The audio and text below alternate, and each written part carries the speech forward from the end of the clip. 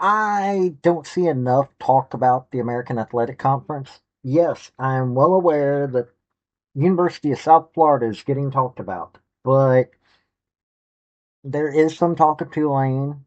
Not really much about Memphis. Navy's not really getting much talk. That's what's going on right now within the college sphere because this is a group of five conference. And I really like what I'm seeing out of the American Athletic Conference. I really am. So I'm going to do a power rankings of them.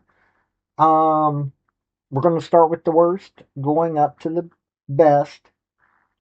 Now, I'm not necessarily saying that the worst team on power rankings right now is going to stay there, nor am I saying that they're a bad team. I'm just saying that right now, these are the teams and how they stand. Now, yes, I'm well aware that South Florida is getting all the press.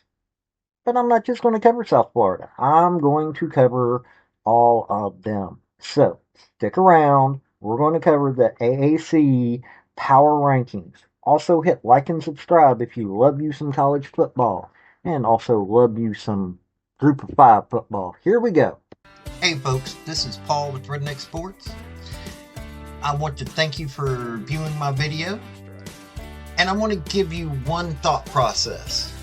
There was a famous coach at the University of Tennessee by the name of General Robert Neyland. He had 6 maxims, but number 2 maxim is what everybody should apply to their life. Play for and make the breaks. When one comes your way, score. That's how to live your life right there. The first team that we are going to start off with is the Charlotte 49ers. Now, Tim Albin is attempting to bring in a new way of playing football there. He's proven to be a winner. So it's not like that he isn't got a steady thing to stand on. In the first two games, they went to, they had App State come to them. They lost 34-11. Then they had a loss against North Carolina 20-3. Now that shows the defense isn't horrible there. But here's where the problem is. Their two QBs, Connor Harrell and Grayson Loftus, have a combined 392 yards through the air.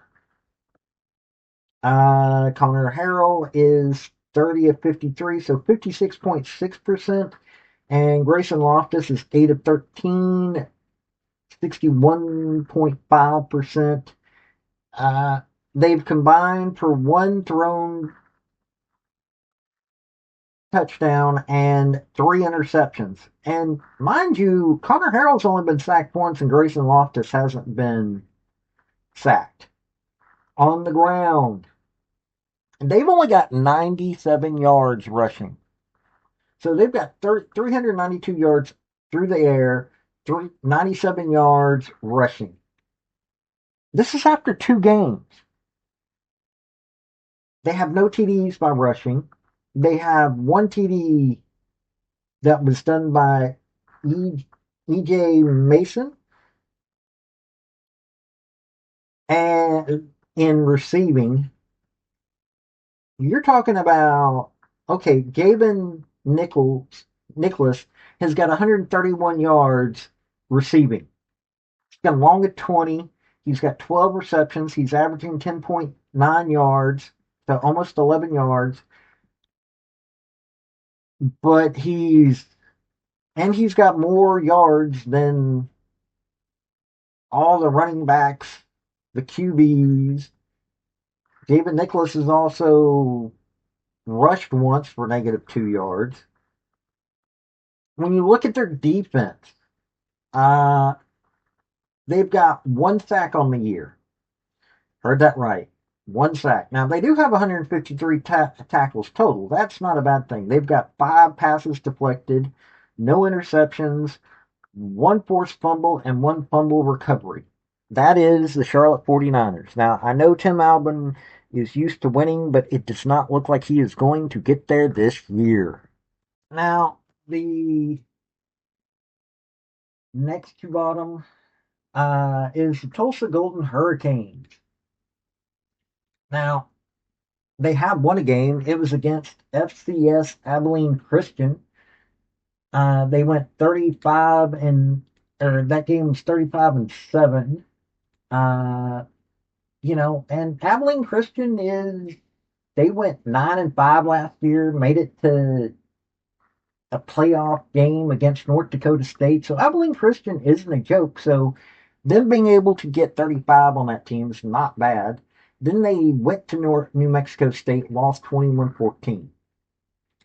Statistics wise, uh, they've got three quarterbacks. They've got Kirk Francis, Baylor Hayes, and Stephen Kittleman. They got 471 yards through the air. That's right. Kirk Francis, 33 of 54, 61.1% completion rate, 2 TDs, 1 interception. Baylor Hayes, 14 of 17, 135 yards, 1 through the air, 1 interception. Stephen Kittleman, 2 of 3, 66.7, no TDs, no interceptions. And those quarterbacks have been sacked 3 times. Rushing, they got 404 yards rushing. So they got 471 yards through the air, 404 yards rushing. They've got 3 rushing touchdowns. So they've got 6 touchdowns so far this year with 2 interceptions. Dominique Richardson is 40 carries, 235 yards. So he's the biggest dude on that team. 1 touchdown. Anjay Allen's 13 for 81, 1 touchdown. And Baylor Hayes, their quarterback, is 3 rushes, 22 yards, 1 touchdown. So they have somewhat of a dual threat going on there. Receiving, Zion Booker has got 15 receptions, 124 yards, 1 touchdown. Now, Micah Tease, 7 receptions, 119 yards, but no touchdown. Brody Foley, a tight end, got 2 receptions, 40 yards through the air, 2 touchdowns. So their tight end's actually doing a little bit better. Now, and also, when you're looking at it, and Kirk Francis got 7 rushes, but he's at -2 yards. Their defense got 143 tackles. They got 7 sacks, 6 passes deflected, 1 interception, 2 forced fumbles, 1 fumble recovery. So they're not a bad defense in any way, shape, or form, considering New Mexico State is who they played in a losing game, and they played an FCS team and beat them, thankfully for them. But they do look like they've got a dynamic offense. Elijah Green, the cornerback's got their interception. Leading tacklers, Ray Coney, a linebacker with 22. This team looks like they should be able to do something. And I know that Trey Lamb is attempting to get this team going correctly. So, yeah, this is a team that's showing some life in it, as are the 49ers, but the Tulsa's not a bad team. They just need to be able to complete a little bit. Now, the next team that I'm going to go over are the Fighting Trent Dilfers, the UAB Blazers.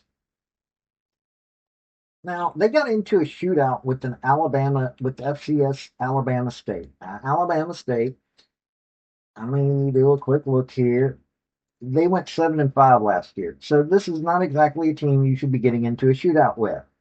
They got into a small little shootout with Navy, 38-24 loss for them. They beat Alabama State. So 52-42 was that one. Jalen Kitna let me tell you, he's showing some great things. He's 551 yards through the air, 40 of 55, so 72.7 completion ratio. 4 touchdowns, 2 interceptions, been sacked once. Iverson Hooks, his backup, well, he's a wide receiver, 101 for 17 yards. I guess they were trying to trick play there. Now, rushing, they've got 365 yards. So they got 568 through the air, 365 rushing. They've got 6 rushing touchdowns, so they can rush.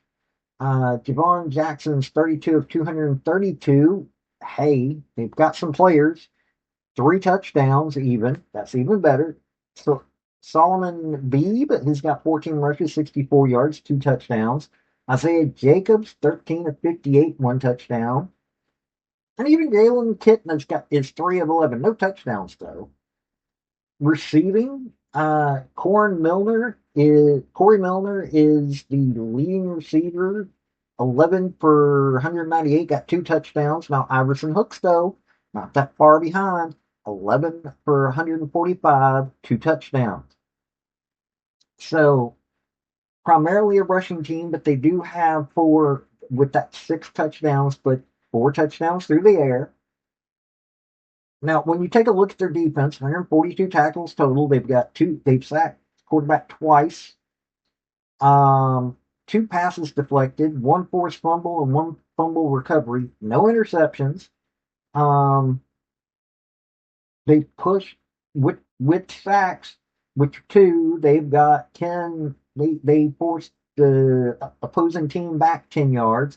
So it's a team that's got an offense. They've got an okay defense. But you would think that Dilfer, this far into it, would have already had something like this. But having Jalen Kitna, this could be a saving grace for him because there aren't a lot of people thinking he's going to be keeping his job for much longer. Um, Between him running his mouth and not having a winning record, but this looks like they're able to compete with a lot of people. This is showing that they're getting there, and it could attract those that are wanting to have that opportunity to possibly get beyond what they are right now. Now, number 11 on the power rankings, Rice Owls. And let me tell you, I'm liking what I'm seeing out of the Rice Owls. Scott Abel has done a good job so far. They beat a Louisiana team that, in all honesty, a lot of people were saying we're going to be a really good team this year. So they beat them 14-12. They went to Louisiana, beat them by 2 points. And then they faced Houston. What I saw out of the first game, I thought they'd be better, but they fell to Houston 35-9. That showed a lot of weaknesses. Tim Abel, he's doing what he can. Now, Chase Jenkins, their quarterback, here's where the problem's coming in at. They got 96 yards through the air. Chase Jenkins, 17 of 21, 81%, but they've got an interception. They don't have any touchdowns through the air. And only 96 yards through the air, that's not a good thing. Quentin Jackson, their leading running back, is 37 for 171 yards, 1 touchdown. Aaron Turner, wide receiver, 3 of 21 for 1 touchdown. And then Chase Jenkins is 26 of 20 for 1 touchdown. That offensive line needs to tighten up. That's where Rice's weaknesses is. Drayden Dickman, why he's being listed right now as their leading receiver, I did looking at the wrong site there. But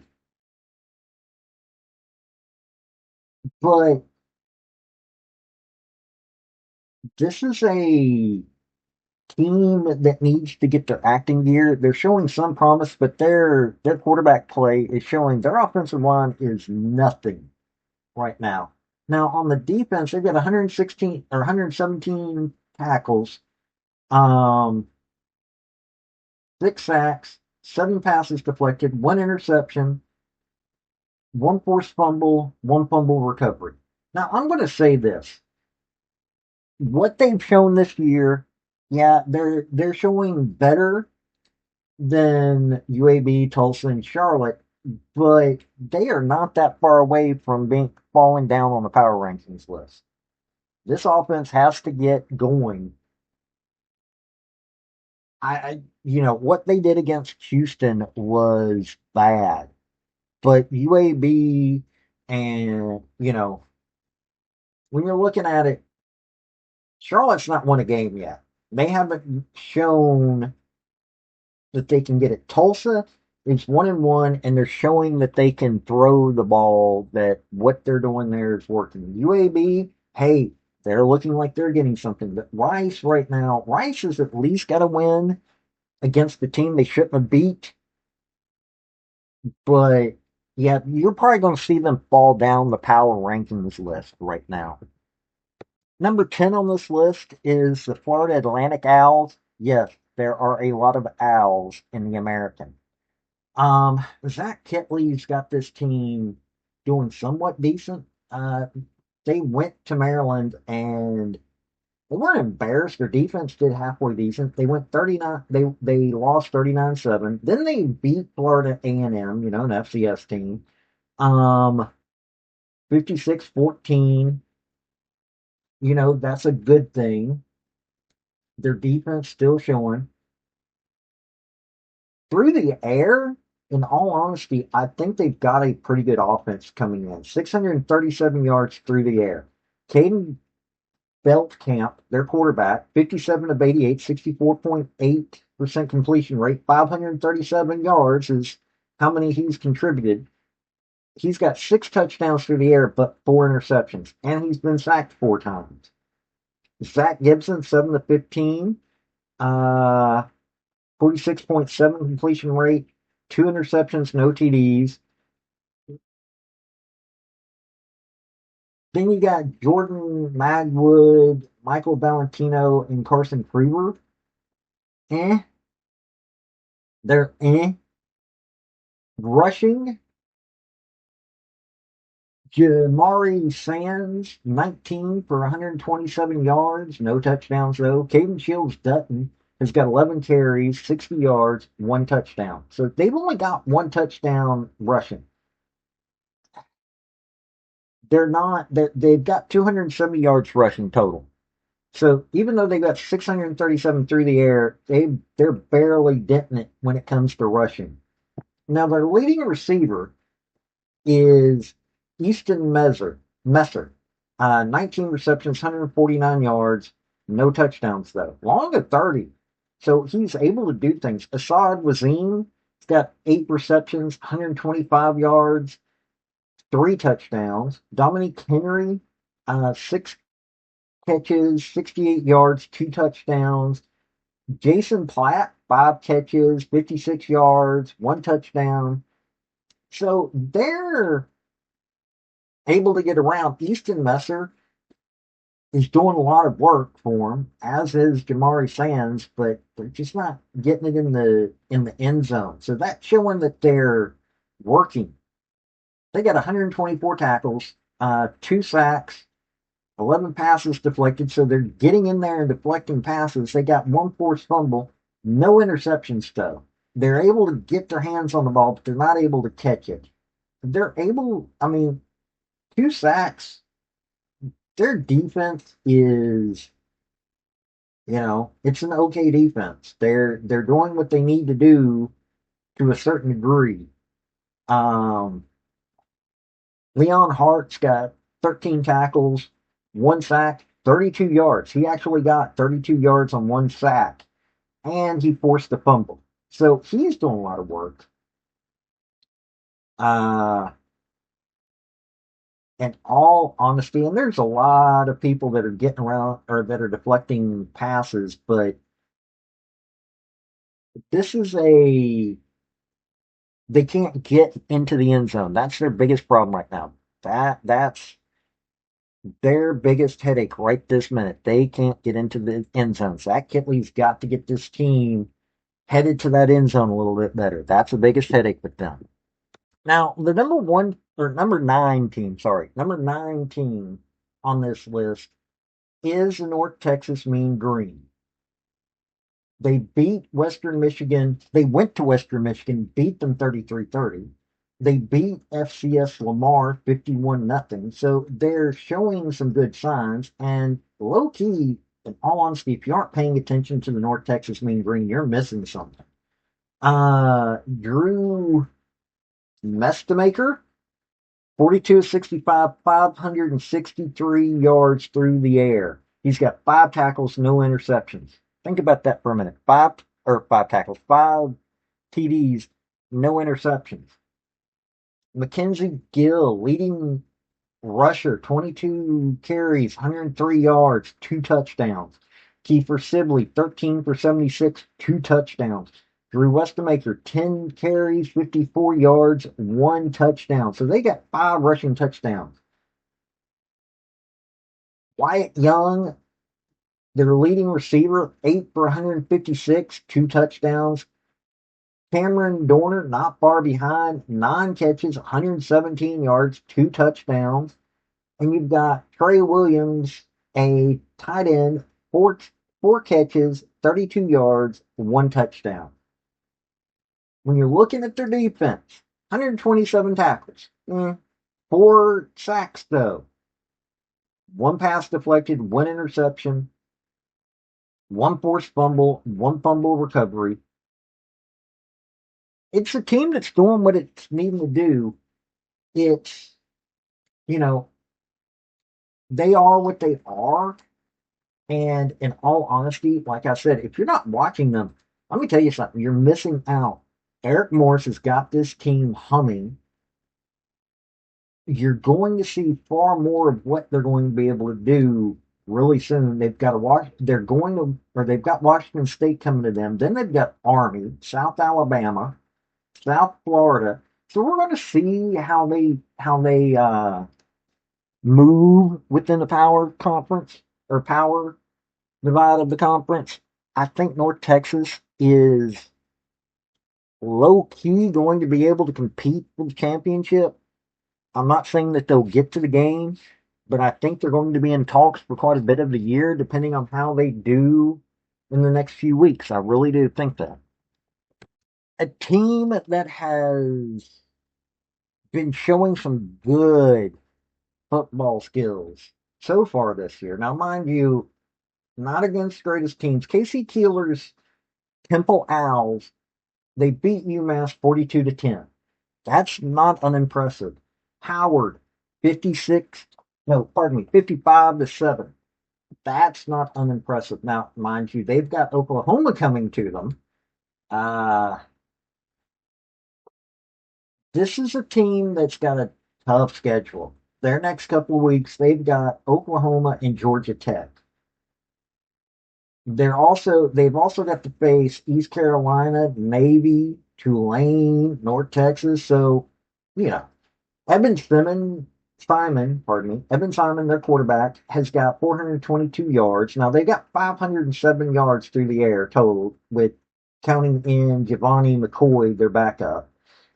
Evan Simon's is 27-35, 77.1 completion rate. He's got 9 touchdowns through the air, no interceptions. Been sacked twice. Giovanni McCoy's got a touchdown through the air, so they've got 10 touchdowns through the air. Jay Duckers, their leading rusher, 29 carries, 215 yards, a touchdown.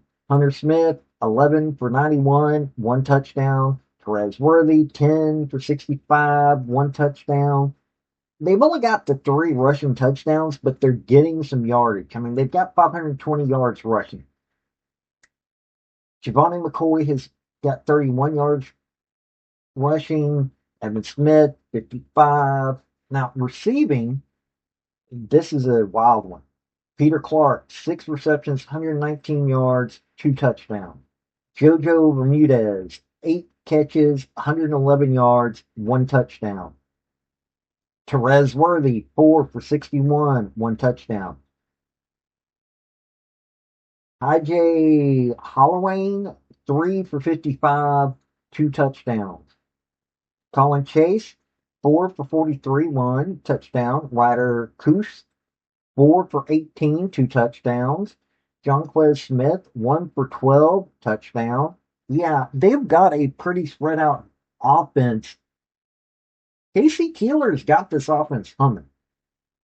On defense, 105 tackles, probably less worthy than it sounds, but they've got 4 sacks. They've got 8 passes deflected, 2 interceptions, 1 forced fumble, and 1 fumble recovery. Cameron Stewart's got 3 sacks, 19 yards that he's taken off the other team. Plus, he's deflected a pass. So there's somebody who's, getting in there, doing what he needs to do. Khalil Poteet has got a sack for 10 yards. This is a team, they're getting to the ball when they need to on defense. It just looks like they need to work a little bit harder, but nothing massive change wise. This is a good team getting a lot that's going to show a lot of potential this year.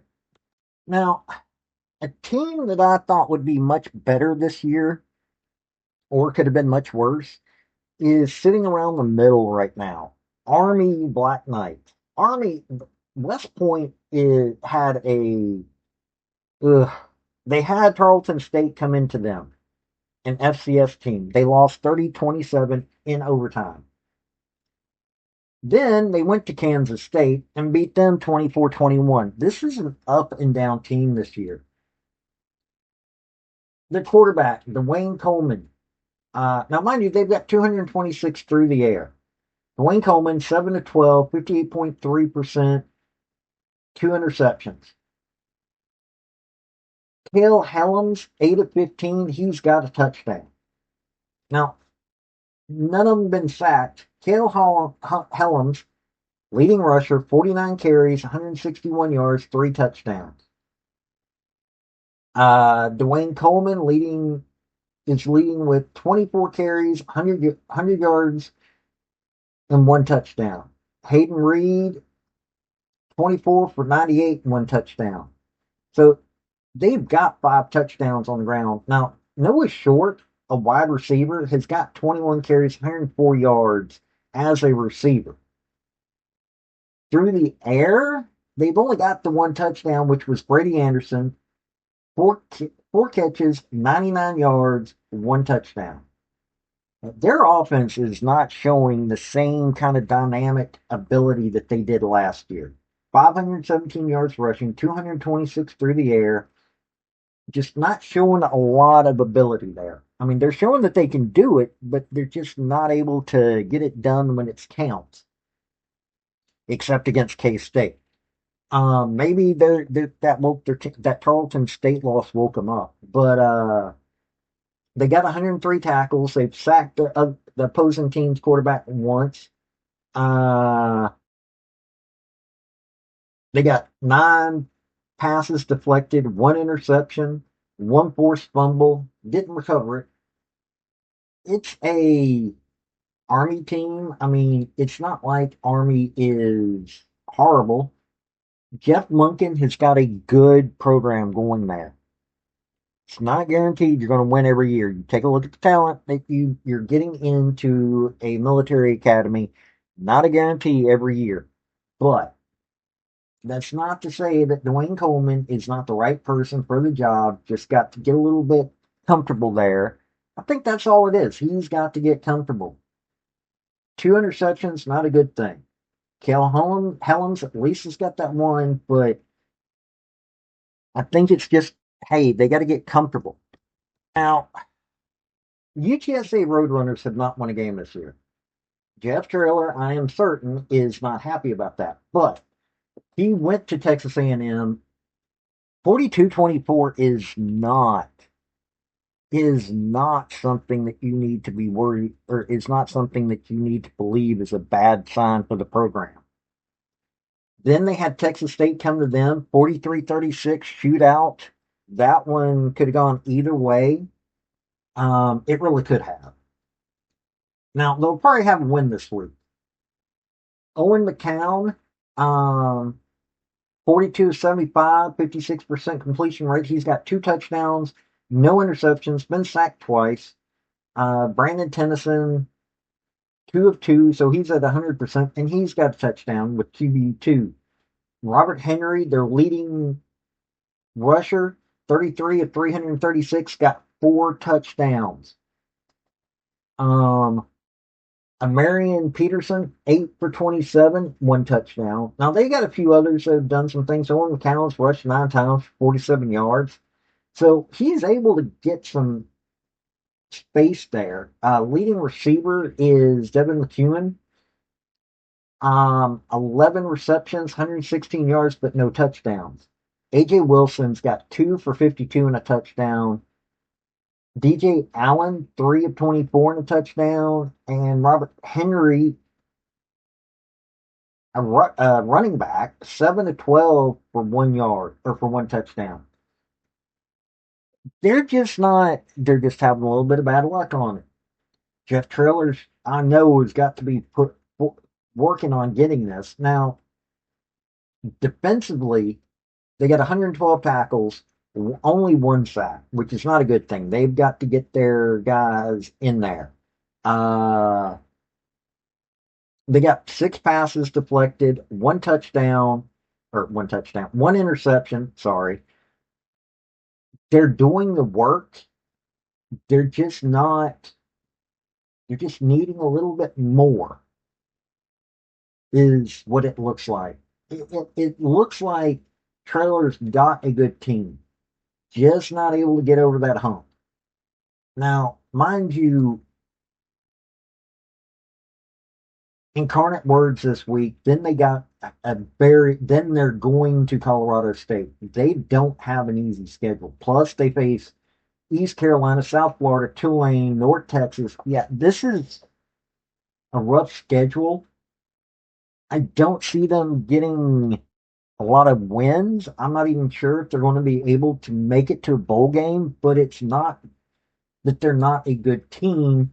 It's that the simple fact is they're having little things happen. That's their biggest headache right now. UTSA is just having little things happen that's keeping them there. And once they break through, I mean, you've got Robert Henry, 4 touchdowns. It's not like that they're not working on it. Just they've got little things happening.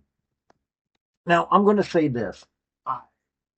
Navy's at number 5. They could be a little bit higher. They could be a little bit lower. It's primarily their defense that is holding them back a little bit. BMI, they went 52-7, or they beat them 52-7. UAB 38-24.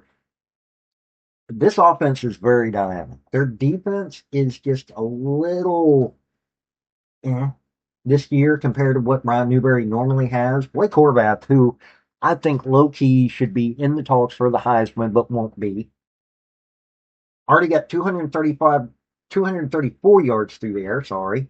Thrown 2 touchdowns, no interceptions. Braxton Woodson got 26 yards. So they got 260 yards through the air. Rushing, Alex Teska, who I'm always talking about, 30 carries, 200 yards, 2 touchdowns. Braxton Woodson, 7 carries, 180 yards, 2 touchdowns. Eli Heidenreich, a wide receiver. Woodson's a quarterback, 16 carries, 137 yards, 2 touchdowns. Blake Horvath, 20 for 86, 2 touchdowns. Shane Reynolds, 5 for 18, 1 touchdown. Michael Barrow, 2 carries, 9 yards, 1 touchdown. They've got 10 touchdowns on the ground. And only the 2 receivers received or through the air, but Eli Heidenreich, 8 receptions, 86 yards, 1 touchdown. Luke Hutchinson, 2 receptions, 68 yards. Now that 63-yard run, let me tell you, that was a good one. And he's got a touchdown. Now they got 130 tackles, 6 sacks, so they're getting to the opposing quarterback. 5 passes deflected, 2 interceptions. They forced a fumble, and they got a fumble recovery. The defense is doing what it needs to do. It's just, you're looking at who they've played so far, and the Fighting Bilfers and BMI, those were easy teams. That's the only thing I'm worried about right now. But, Philip Hamilton, the cornerback's got an interception. Landon Robinson, 13 touchdowns, defensive tackle. They've just got to get their defense moving a little bit better. You've got Blake Horvath, Braxton Woodson showing up, Alex Teska, Eli Heidenreich. This is a very good offense. That is what's powering this team. Their defense needs to step up just a little bit, but they're doing what they need to do. And their offense, but it's just not enough on defense to get them any higher than fifth right now in this conference. Fourth on this list is East Carolina. Now, you might be wondering, hey, they're 1-1. North Carolina was 24-17. North Carolina State was a 24-17 loss. And North Carolina State's showing some signs this year, better than what they were last year. North Carolina State's a decent team. And East Carolina going there 24-17 after coming away with the victory in the bowl game, that was a good thing. They went 56, they beat Campbell 56-3 at home. Their offense, Hayden Hauser, 55 of 79, 680 yards. He's got 3 touchdowns, no interceptions, only been sacked once. Chaston Ditta is 3 of 4, 36 yards, 1 touchdown. The place kicker got in there, but not really much. 746 yards through the air. Think about that for a minute. Running, they're not that good at running. 202 yards rushing. London Montgomery has got 15 carries, 49 yards, but 2 touchdowns. Marion Gunn Jr., 14 for 38, 2 touchdowns. So they are knowing when to apply the run correctly. Parker Jenkins, 9 for 36, 1 touchdown. DeJuan Lacey, 5 for 19, 1 touchdown. They got 6 touchdowns rushing. They're just not rushing a lot. 4 through the air. Brock Spaden, 9 for 178 yards, 1 touchdown. Javante Connor, 5 for 130, 1 touchdown. Now, he's got a long of 79 yards, so that man knows how to break free. Nazario Riles, 7 for 67, 1 touchdown. Dylan Lort, 1 catch, 11 yards, 1 touchdown. They've got guys that know how to make the right plays at the right time, which is what is scary about them. Really, it is. It is what is scary about them. On defense, 145 tackles, 4 sacks. They're getting to the opposing side's quarterback. 7 passes deflected, 1 interception, 20-yard carry on that, 3 forced fumbles, 2 fumble recoveries. The defense is showing that they've got a lot in them. They've got a lot through the air, even though they're not as heavy when it comes to their rushing. You see that their running backs know how to get to the end zone. They could be a real threat this year, except what you saw against North Carolina State. Probably not going to get them against South Florida. Now, who they've got to face this year, they got to play Memphis. They got BYU coming up, Army, Tulane, and when you've got Memphis, Tulane, Army's always a tough one, and BYU. This is not an easy year for them, but they're showing that they're going to be competitive. Third on the list is Ryan Silverfield and the Memphis Tigers. Now, they beat Chattanooga at home 45-10. Then they went on the road, beat Georgia State 38-16. Their defense, not bad. Chattanooga's not as bad of a team as many people think, even though they are an FCS team. Georgia State, at moments, can be scary. Brendan Lewis, leading passer, leading rusher. He's got 395 yards through the air, 38 of 48, 79.2. He's got 1 touchdown, 1 interception, been sacked once. Carries, 19 of 149 yards, 2 touchdowns. Sutton Smith, 23 carries, 134 yards, 2 touchdowns. Frank Peasant, 10 for 77 yards, 1 touchdown. Makari Bodiford, 15 to 45, 2 touchdowns. Greg Desrosiers is 4 for 26, 1 touchdown. So 8 touchdowns on the ground, not bad at all. Cortez Braun, 5 catches, 84 yards, 1 touchdown. Now, Jamari Hawkins has got 6 receptions, 121 yards. He's got a 50-yard catch in there. They're looking balanced, but primarily they're a run team. They've got to make sure that they can get through so they can be stopped if you're forcing them to pass. Even though Brendan Lewis is not a bad passer. They just haven't been tested yet. Defense, 127 tackles, 6 sacks. That's a good thing.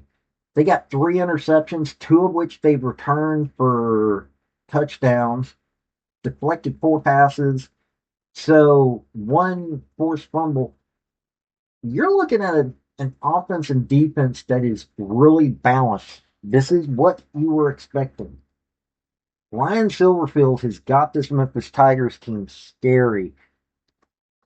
Before the season, people were talking about Memphis was going to be in the hunt for that college football playoff spot. They were in the hunt last year for a while. This is not a team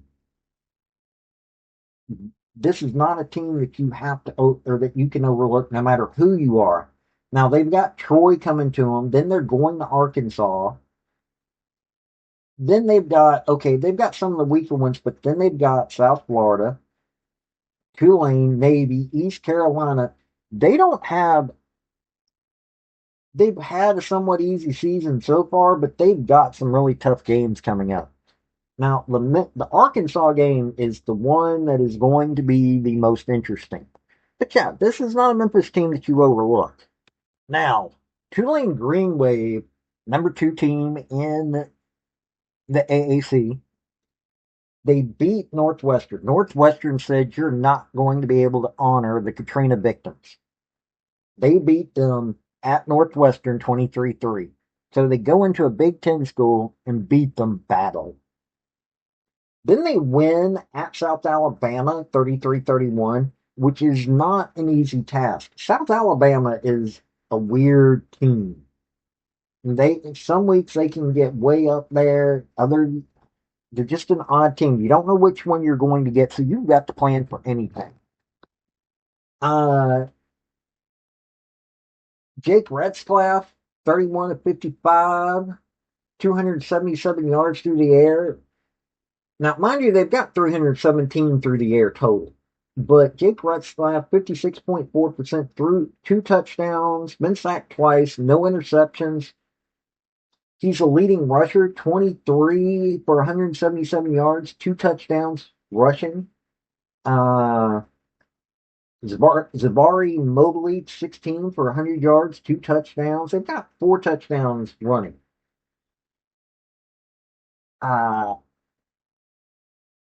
Justin Reed, 4 for 52, a touchdown. Johnny Pascuzzi,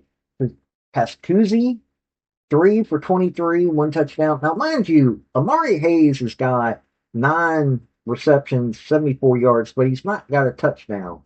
So, that is what that is. And here's somebody coming from FAU. I mean, Jake Retzlaff John Summerall's got a team. He's somebody who is trying to get back into the SEC.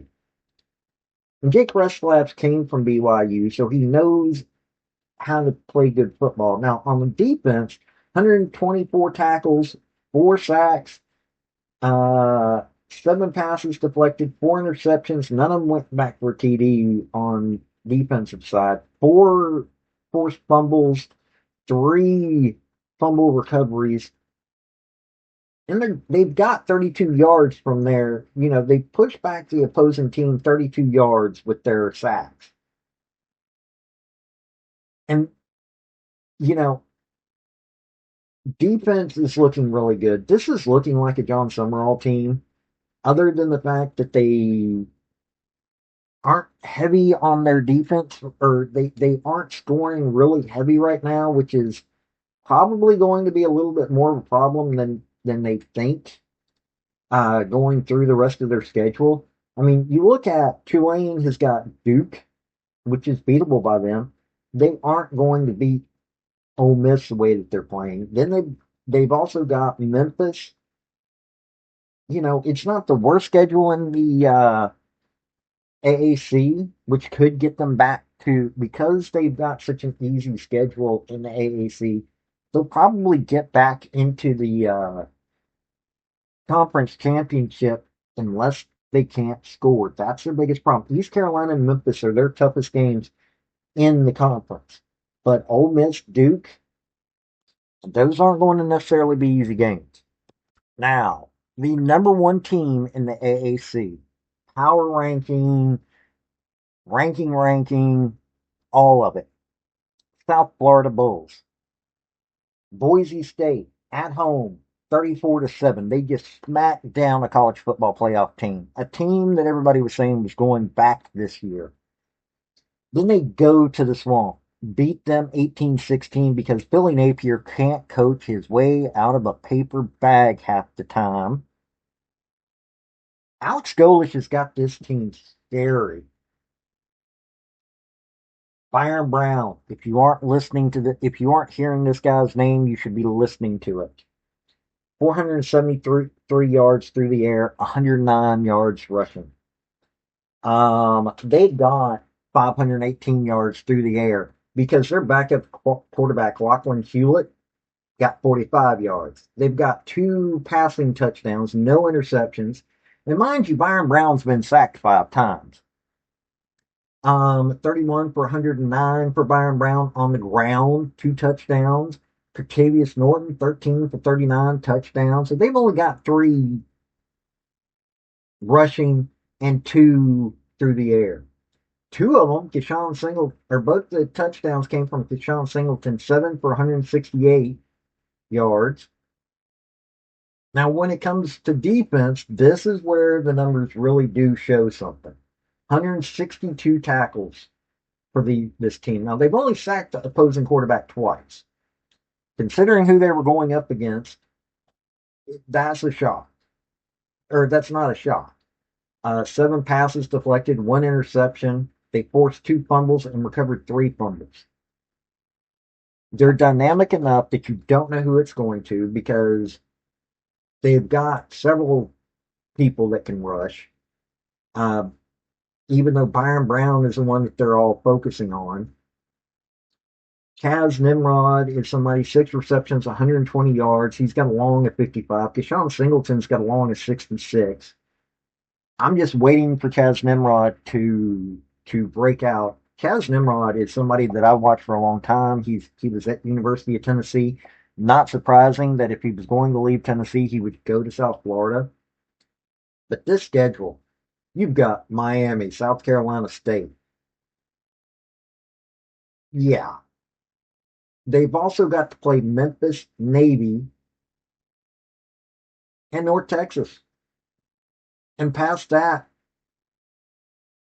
it looks like they can cruise through the AAC games. I mean, Memphis and Navy, they've got to go to Memphis. They've got to go to Navy Marine Corps Stadium to play Navy.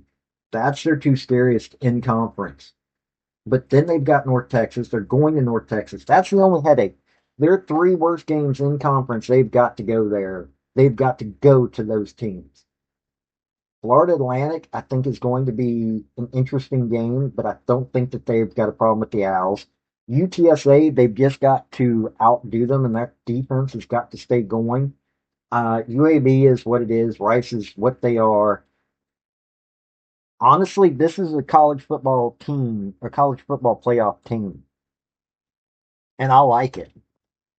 Now, look, right now, the South Florida Bulls are at the top.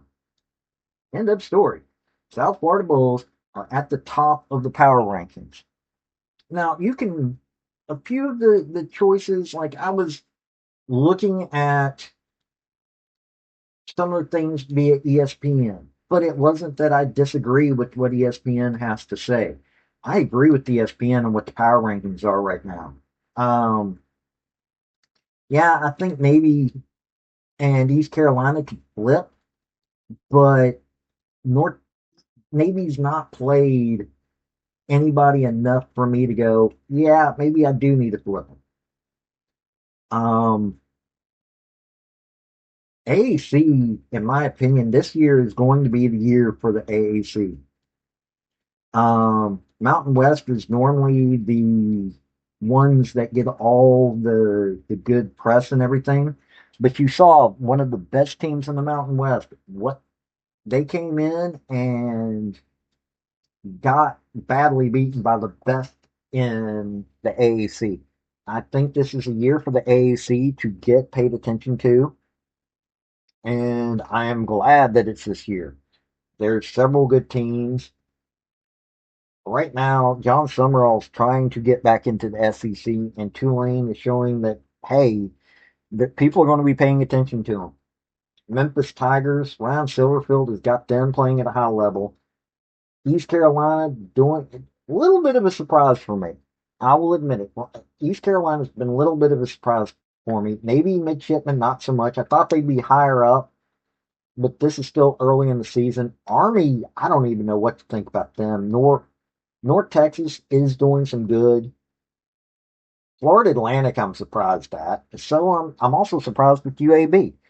It's a good conference, and people aren't paying enough attention to it. But hey, I do. This has been Paul with Redneck Sports. Y'all have a good day. Bye. I want to thank you for watching my video.